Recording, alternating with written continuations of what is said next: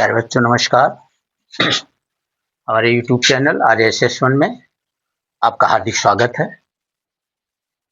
अगर इस चैनल पे आप नए हैं तो चैनल को लाइक एवं सब्सक्राइब जरूर कर दें, बेल आइकन बटन को दबा दें, जिससे कि हमारे वीडियो का नोटिफिकेशन आपको सबसे पहले मिल सके। तो आज हम त्रिकोणमिति के कुछ अनुप्रयोग के बारे में जानेंगे। पहले ये रिलेशन हाइट और डिस्टेंस के नाम से था, ऊंचाई और दूरी, लेकिन अब इसका नाम रख दिया गया है त्रिकोणमिति के कुछ अनुप्रयोग, सम एप्लीकेशन ऑफ ट्रिगोनोमेट्रिकल। तो कुछ इसमें चीजें हैं, बेसिक चीजें हैं, जिसको हम आज सबसे पहले बेसिक चीजों को जानेंगे। तो सबसे पहले है इसमें दूरदृष्टि। पहला है दूरदृष्टि। दूरदृष्टि क्या है?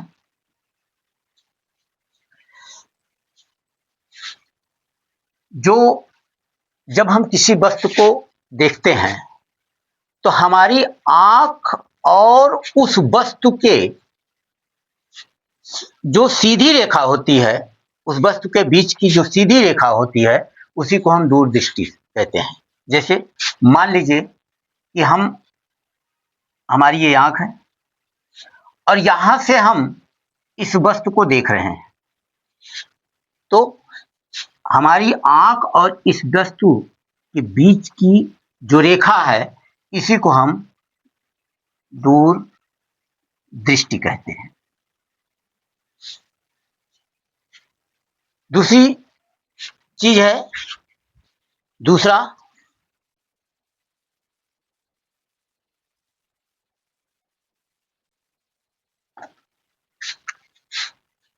क्षैतिज रेखा।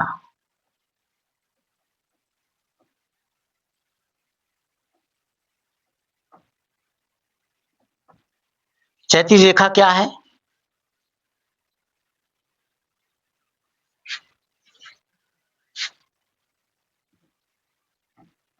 प्रेक्षक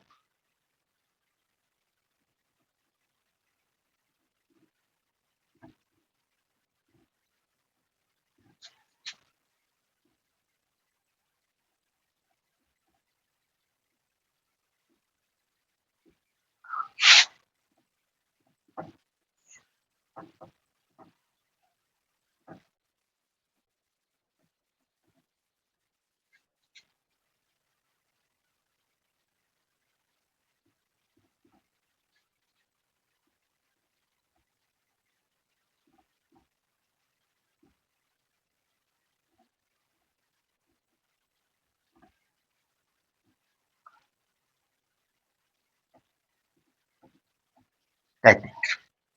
क्या है? प्रेक्षक के आंख से जाने वाली सीधी रेखा जो भूमि के समांतर होती है, क्षैतिज रेखा कहते हैं।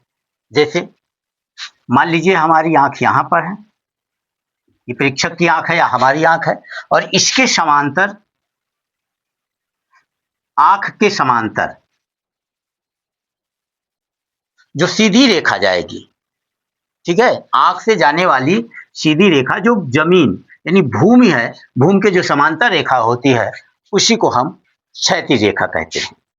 तो जो हम वस्तु को देखते हैं, इस क्षैतिज रेखा से या तो ऊपर देखते हैं या नीचे देखते हैं। तीसरी चीज है जो महत्वपूर्ण है, वो है उन्नयन कोण।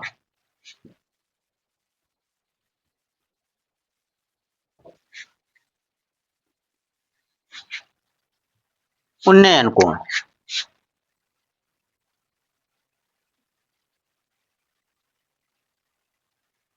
उन्नयन कोण। उन्नयन कोण क्या है कि यदि कोई वस्तु, मान लीजिए कोई वस्तु क्षैतिज रेखा के ऊपर है, तो हमारी आंख और उस वस्तु के बीच जो बनने वाला कोण है, उसको हम उन्नयन कोण कहते हैं। जैसे मान लीजिए वस्तु यहां है और हम यहां से देख रहे हैं, तो यहां से देखने पर जो कोण बनेगा,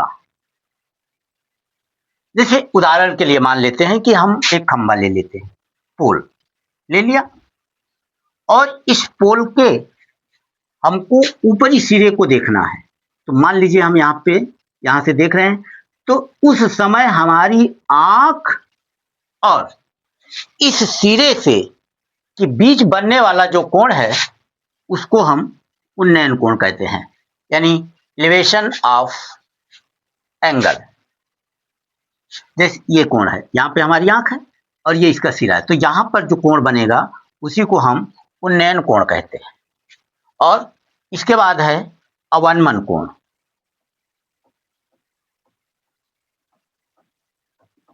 अवनमन कोण क्या है? जब हम ऊंचाई पर खड़े होकर के नीचे की ओर कोई वस्तु देखते हैं, तो उस समय हमारी आंख और वस्तु के बीच में बनने वाला जो कोण होता है उसको हम अवनमन कोण कहते हैं। जैसे मान लीजिए ये छत है, इस छत पे खड़े होकर के हम देख रहे हैं और वस्तु है यहां पर नीचे, तो ये जो कोण बनेगा, अब ध्यान दें, तो चूंकि हम यहाँ पे खड़े हैं तो हमारी क्षैतिज रेखा ये हो जाएगी, ये क्षैतिज रेखा हो गई, और तो इस समय जो हमारा कोण बनेगा वो कोण जो होगा वो अवनमन कोण होगा। तो जो अवनमन कोण होगा यानी हमारी आंख और वस्तु के बीच में बनने वाला जो कोण है उसको हम अवनमन कोण कहते हैं। अब इसको थोड़ा सा डिटेल्स में समझिए अवनमन कोण को।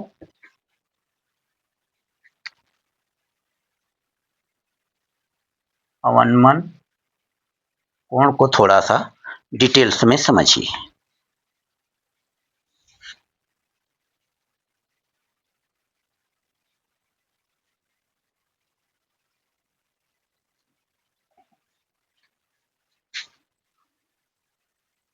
मान लीजिए यहां पर हम खड़े होकर के कोई वस्तु देख रहे हैं, तो वस्तु और हमारी आंख के बीच बनने वाला कोण अवनमन कोण कहलाता है। ये कोण यहां पर हो गया, यानी ये हमारी रेखा हो गई दूरदृष्टि रेखा हो गई, ये हो गया समांतर रेखा या क्षैतिज रेखा इसको हम कहते हैं,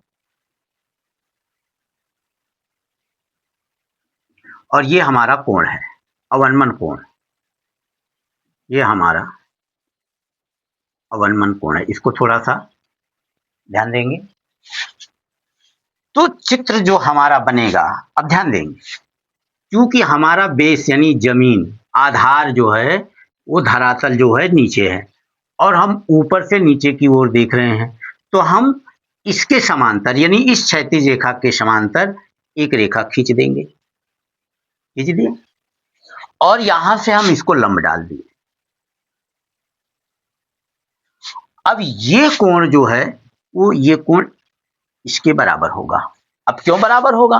क्योंकि कक्षा 9 में पढ़ाया गया होगा या और भी पढ़ाया हो गया होगा कि जब दो समांतर रेखाओं को कोई तिर्यक रेखा काटती है, यहाँ पे ध्यान दें, अगर इसको हम और बढ़ा दें तो ये हमारी समांतर रेखा, मान लीजिए ये भी है और ये जो है वो CD है, तो AB और CD दोनों समांतर रेखाएं हैं और तिर्यक रेखा मान लीजिए AE इसको काट रही है। कहाँ काट रही है? AE पर, माने CD को E पर काट रही है। अब ये कोण और ये कोण दोनों, क्योंकि जब कोई किसी समांतर रेखा को कोई तिर्यक रेखा काटती है तो जो एकांतर कोण होता है वो बराबर होता है, तो ये इसका एकांतर कोण है। तो जब भी हम सवाल को लगाएंगे तो नीचे इस क्षैतिज रेखा के समांतर रेखा खींच देंगे और तब यहाँ पर कोण निकाल करके हम किसी सवाल को सॉल्व करेंगे। तो ये थी बेसिक चीजें। आज हम सवाल बताएंगे। तो पहला सवाल इसका, और मैंने पहले भी बताया था कि इस चैप्टर में आपके कुल 15 प्रश्न हैं और इस 15 प्रश्न में से 1 से 2 प्रश्न जरूर आएंगे, जिसमें कि जिस 6 से, और जो उसका मार्क होगा, जो नंबर होगा, वो कम से कम 4 से 6 नंबर का। अगर एक सवाल आता है तो छोटा सवाल आएगा तो 4 नंबर का, अगर बड़ा सवाल आएगा तो कम से कम 6 नंबर का। कहने का मतलब है कि अगर हम इस 15 प्रश्न को हम सरल कर लेंगे तो हमारे 6 नंबर यहाँ पर कहीं भी नहीं गए हैं। तो इस 6 नंबर को, इस 6 से या 4 से 6 नंबर को प्राप्त करने के लिए हमको ज़्यादा मेहनत नहीं करनी है। सिर्फ 15 सवाल हमको सॉल्व करना है, तो हम इन 15 सवालों को हल करेंगे और आप लोग इसको ध्यान से देखिए और इसको समझने का प्रयास कीजिए।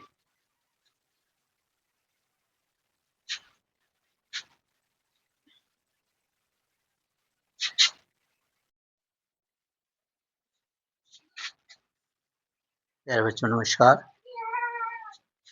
हमारे YouTube चैनल आर्यसोशल में आपका हार्दिक स्वागत है। यदि आप इस चैनल पर नए हैं, इस चैनल को लाइक और सब्सक्राइब जरूर कर दें, ताकि हमारे द्वारा जो वीडियो बनाया जाता है वो आपके पास सबसे पहले पहुंचे। पहला प्रश्न है, त्रिकोणमिति के कुछ अनुप्रयोग का पहला प्रश्न है। सर्कस का एक कलाकार 20 मीटर लंबी डोर पर चढ़ रहा है, जो अच्छी तरह से तनी हुई है और भूमि से सीधे लगे खंभे के शिखर से बंधी हुई है। यदि भूमि स्तर के साथ डोर द्वारा बनाया गया कोण 30 अंश का है, तो खंभे की ऊंचाई ज्ञात कीजिए। सबसे पहले तो आप इस बात को ध्यान दें कि यदि इस सवाल में आपने चित्र बना लिया तो आपका आधा सवाल सॉल्व हो गया। मेन चीज है चित्र, और चित्र को कैसे बनाएंगे हम? सवाल को पढ़कर। और इसमें जो भी चित्र बनेगा, क्योंकि पूरी ट्रिग्नोमेट्री, पूरी त्रिकोणमिति जो है वो केवल समकोण त्रिभुज पर आधारित है, तो समकोण त्रिभुज ही बनेगा।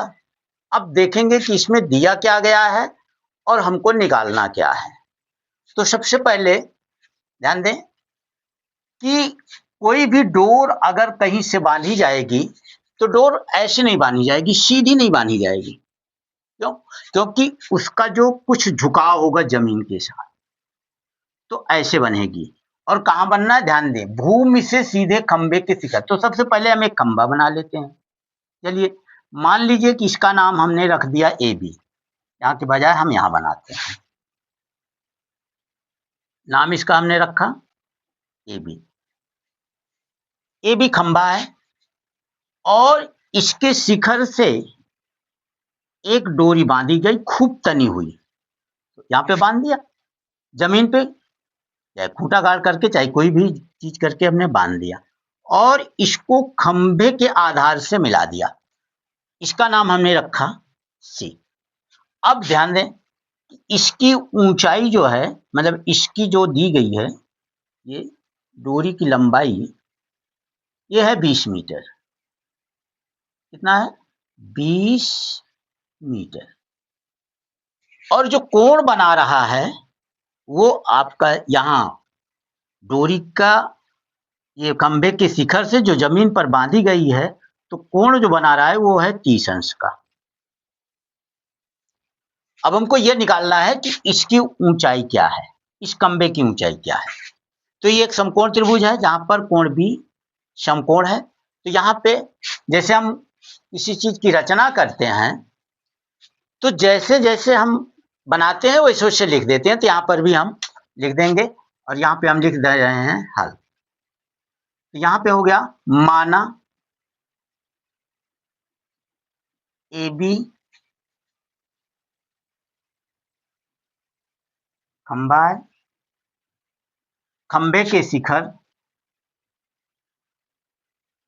खंबे के शिखर ए से सी पर डोरी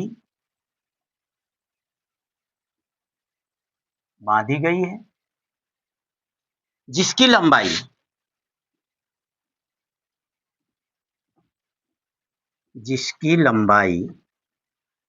20 मीटर है तथा कोण 30 अंश है दिया गया है। अब यहाँ पे लिखेंगे समकोण त्रिभुज ए बी सी में कोण बी समकोण है। अब ये चीज हमको मालूम हो गई कि समकोण त्रिभुज में कौन सा कोण समकोण है, बी। अगर बी कोण समकोण है तो बी के सामने, क्योंकि इसके पहले वाले वीडियो में जब हम शुरुआत कर रहे थे ट्रिग्नोमेट्री की, त्रिकोणमिति की, तो उसमें हमने बताया था कि कोण बी के सामने की जो भुजा होती है उसको कर्ण कहते हैं। ये कर्ण है। और जिस भुजा पर कोण दिया जाता है, कोण बनाया जाता है, उसको हम आधार कहते हैं। और जो अगली भुजा होती है उसको हम लंब कहते हैं। ये हम पहले बता चुके हैं। तो यहां पर निकालना क्या है, ए बी जो है खंबे की लंबाई है, अर्थात लंब निकालना है और कर्ण दिया गया है। तो लंब और कर्ण यानी लंब बटे कर्ण क्या होता है, बराबर साइन होता है। तो लंब बटे कर्ण बराबर साइन होता है। तो यहाँ पे लिखेंगे साइन 30 अंश बराबर लंब बटा कर्ण ए बी बटे ए सी। क्योंकि यहाँ पे अगर हम चाहें तो दिखा दें कि साइन बराबर होता है लंब बटे कर्ण, दिखा दिया। तो साइन 30 अंश का मान क्या होता है, साइन 30 अंश का मान होता है 1/2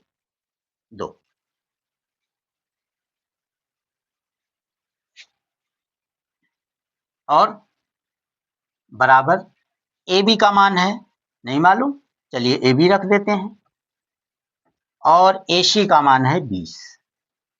इसका गुणा कर दीजिए, इसको इससे। तो ए बी को 2 से गुणा करेंगे तो 2ab बराबर 20। ए बी बराबर 20/2, यानी ये बराबर आ गया ए बी बराबर 10 मीटर। मीटर में दिया गया है तो यहाँ पे हो गया 10 मीटर। माने इस खंभे की जो ऊंचाई है ये 10 मीटर का है। तो इस सवाल को या इस प्रकार के सवाल को सरल करने के लिए सबसे पहले जरूरी है कि हम इसका चित्र कैसे बनाएं, और जब चित्र बन जाएगा तो उसमें हम देखेंगे कि दिया क्या गया है और हमको निकालना क्या है, उसी का सूत्र प्राप्त करेंगे। तो बस आज के वीडियो में बस इतना ही। अगला सवाल हम अगले वीडियो में डालेंगे, और इस प्रकार से जितने भी सवाल हैं हम एक एक दो प्रश्न करके, 2 सवाल कर करके हम हल करेंगे। आप लोग इसको ध्यान से देखिएगा। जो चीज नहीं समझ में आता है उसको कमेंट बॉक्स में जा करके कमेंट जरूर करिएगा। धन्यवाद।